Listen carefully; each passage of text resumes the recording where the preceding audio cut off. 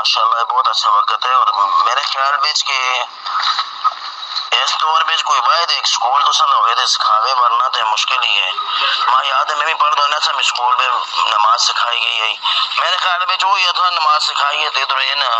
تو سے نا بچیاں سکھائی ہے، میرے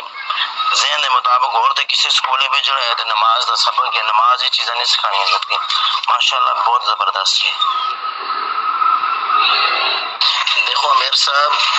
شکریہ دی، اس میں کوئی گل بھی نہیں، اصل بچے تساں کو سیکھتے ہیں، اللہ کا شکر ہے تو اللہ تساں کی زندگی دے وے۔